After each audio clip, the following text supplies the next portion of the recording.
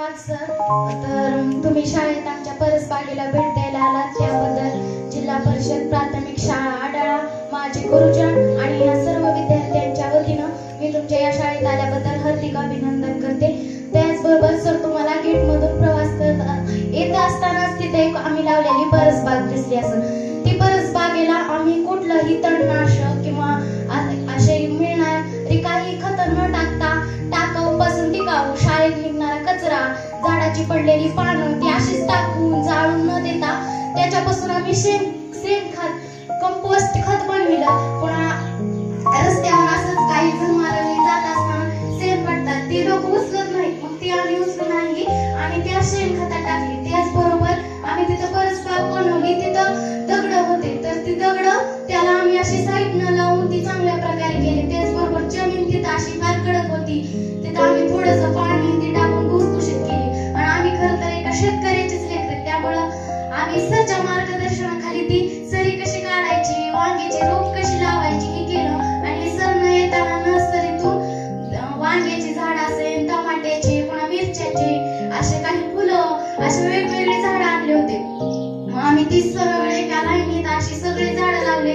त्याचबरोबर आईकडे तुम्हाला वाफा दिसतोय, त्याच्यात मेथी, पुन्हा कोथिंबीर, पुन्हा जाताना एक ऊसाची गाडी जात होती, त्याला आम्ही म्हणलं की तुम्ही 2-4 ऊस देताल का. त्यांना खुशी खुशीने आम्हाला 4-5 ऊस दिले. आम्ही पुन्हा त्या ऊस बारीक बारीक करून तिथं आम्ही ऊस लावला. त्याचबरोबर काही मिरच्याची झाडं सुद्धा आम्ही अलीकडे लावले. आणि विशेष म्हणजे आम्ही त्याला सेंद्रिय खत टाकतो, कारण सर आपला भारत हा एक कृषी प्रधान देश आहे आणि या देशात 70 ते 80% लोक शेती करतात. परंतु ते शेती कशी करतात, त्यात युरिया असं काही पण प्रमाण जास्त करतात. त्यामुळं हार्ट अटॅकचं प्रमाण असेल, कॅन्सरचं प्रमाण असेल, अतिशय वाढत चालले. आणि सर आपल्या भारतात मी तुम्हाला सांगू शकते की जगात सर्वात मधुमेहाचे रुग्ण म्हणले तर आपल्या भारताचं नाव येतं. आणि खरंच त्या भारताचं नाव कुठंतरी वाईट गोष्टीत पुढे जात आहे, ती आपण मागं आणलं पाहिजे, आपण थांबवलं पाहिजे. आपला देश महासत्ता व्हायचा असेल तर आपण शेतीत करीत तरी होईना पण चांगल्या प्रकारे काम करू शकतो. म्हणून आम्ही एक सेंद्रिय शेतीचा प्रकल्प राबवला आणि आम्ही ती सेंद्रिय शेती आम्ही त्या परसबागेला 8 दिवसातून एकदा का होईना, म्हणजे कचरा शाळेतला जास्त निघतो मग तिथं ते जास्त होतं, म्हणून आम्ही 8 दिवसातून एकदा तरी त्या झाडाला शेणखत टाकतो. तिथलं तयार झालेलं आहे. त्याचबरोबर आम्ही तिथं तुम्हाला बाटल्या दिसतात त्याच्यामध्ये पाणी या आणि ती चिमण्या. आता महाग एक सरकारनं IT पार्क बनविण्यासाठी हैदराबादचं खूप मोठं 400 एकरचं जंगल तोडलं.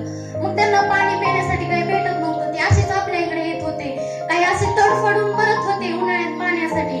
आपल्याला इतका पाऊस पडला तरी उन्हाळ्यात पाण्याची कमतरता पडते. त्यासाठी ही जेवल्यानं ती असं पाणी वाया जाऊ नये म्हणून ते काही पाणी सेंद्रिय शेतीला जातं तर काही पाणी त्या परसबागेला जातो. आणि ती पाणी आम्ही इथलं पाणी त्या बाटलीत चिमण्यासाठी ठेवलं. आणि आता सध्या तुम्हाला दिसत आहे की कितीतरी चिमण्या तिथे येऊन पाणी पितात. आणि हे उन्हाळ्यात सुद्धा आम्ही बाऱ्या लावून ही जी परसबाग आहे ती परसबागेला आम्ही पाणी देऊन आम्ही चांगल्या प्रकारे करू. तर बिकट सर आल्यापासून आमच्या शाळेत हा एक 3 महिन्यापूर्वी परसबाग खूप चांगल्या प्रकारे आम्ही वाढवली होती सरांच्या मार्गदर्शनाखाली आणि पिण्यासाठी पाणी. आणि मला वाटतं ही परसबाग सगळ्याच शाळेत असावी.